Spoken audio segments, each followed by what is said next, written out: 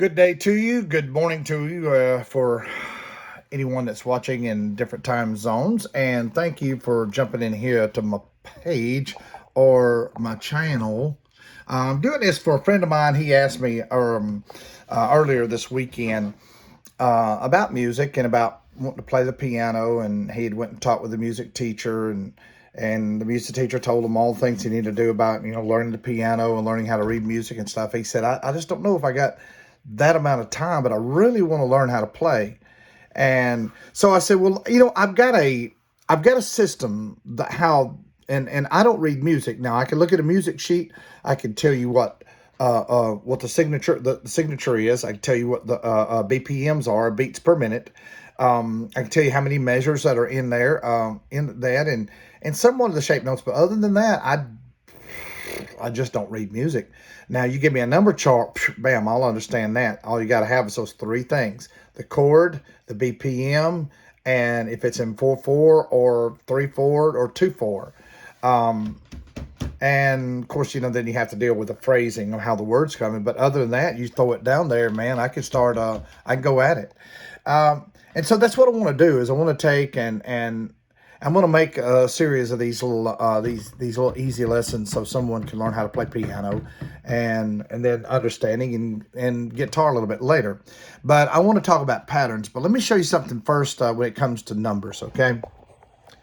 When we talk about number charts, in music, there's only seven notes. Seven notes that chords that will ever be existing. There's A, B, C, D, E, F, G. There'll never be an eighth, ninth, 10th, or 11th. Now, I know in some circles you've seen the eighth note, but what it is a new beginning of the first note.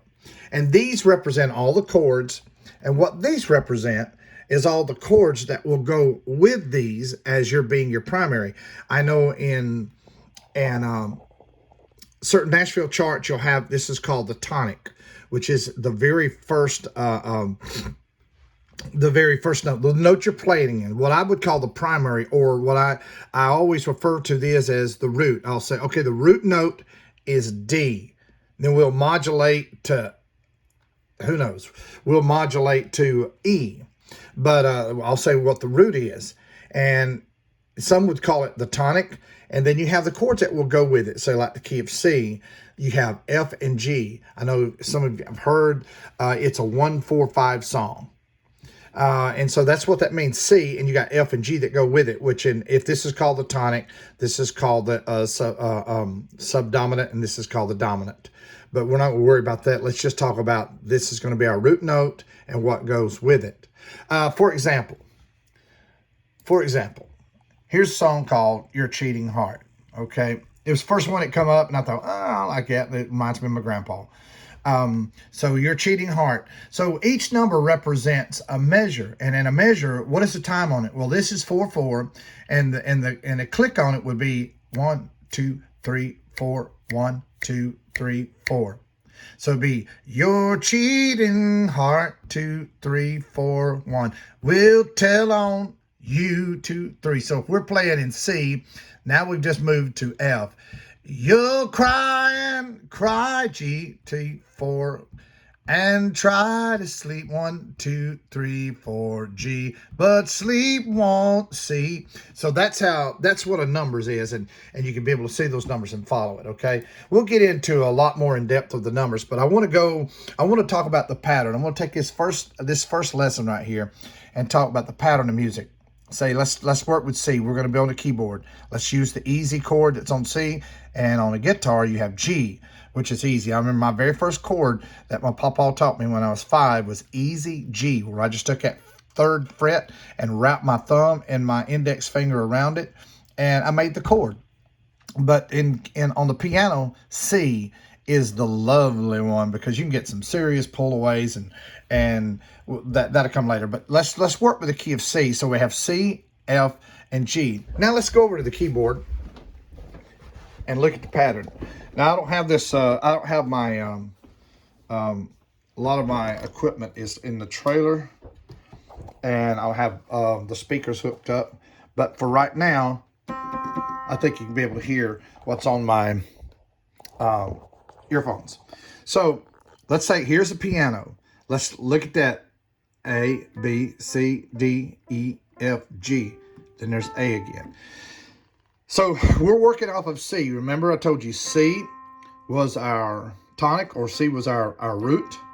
And the two chords that go with the chord C when you're playing a song is F and G. They're the majors. You're not worried about we're not worried about the minor leagues or we're just worried about the major league right now. So let's take C. So if I'm talking about pattern, I'm going to take this C, and if you'll know, right here in this piano, skip one. Now you need to learn all what goes with the key of C, which is C, E, and G. But if you're thinking of it in a pattern, you're thinking of it, skip one, and there's your chord. Now watch this. Now we'll get into, there'll be a lesson we'll dedicate solely to inverted chords. But just real quickly, so if these are the three chords that make up the C, no matter where on this piano I hit these three chords, it will always go with C. Let's say I want to invert up. I'm going to take it away from here. I'm going to hold these two, and I'm going to go up to this C. So now, see, the tone, listen to the change. Now let's do the same thing. I've got here. Here's a G. Now I want to come down here and hit this other G. That's inverted down. So I'm able to change my chords. I can go from that. So those patterns are all on every chord. Let's go to F. Skip one, skip one. Let's go to G. Skip one, skip one. Learn that pattern. And then you take that chord and G, and then once you learn that one, then you learn what F is, you learn what G is. It's all about skipping. Now I know you got some chords that's going to grab these flats right up here, like the key of D, and key of D here, skip one, skip one. Same thing. You got it just it's a little different when you're having to grab the flat, but it's still the same pattern concept. And here's E, and here's A. So if you're having to grab any of these flats, the pattern is still the same. Now, of course, if you're getting an F sharp or G flat or A flat, you got a little bit of difference. But see right here, you're still got a same pattern you deal with. All right. So, but let's just first talk about this, the simple pattern C. So just work off of that. Learn that pattern. And if you'll learn the pattern, take that first chord C and then find the inverted side of that, and you can just start getting where you just go down the whole keyboard and just work it. Now, I'm not worried about all dynamics, and I know there's some keyboard players that make me look like I'm still in first grade, and then I've got my, I can still groove myself. I do some studio work, and I'm pretty good on the piano. And there's other people I watch play that just blow me away. Amazing talents. But we're talking about simplicity. Keep it simple. As my English teacher in college, she said, "Class, you're getting carried away. I need you to kiss it." And she said, "Keep it simple, stupid." So I'm not going to say stupid, just keep it simple. We'll say keep it simple, sweetie. How's that? All right. So for this first one, before getting ready to turn loose here, remember the pattern. Skip one, and then learn the same thing.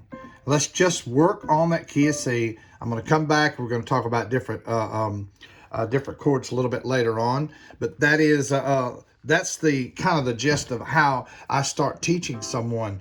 But if you don't exercise those things, it's always going to be difficult. But that's about the simplest way to start learning how to play a piano. Hang in there. You can do it. Make music. Part 2 coming up soon. Thank you for watching. Keep on practicing. Keep on making good music.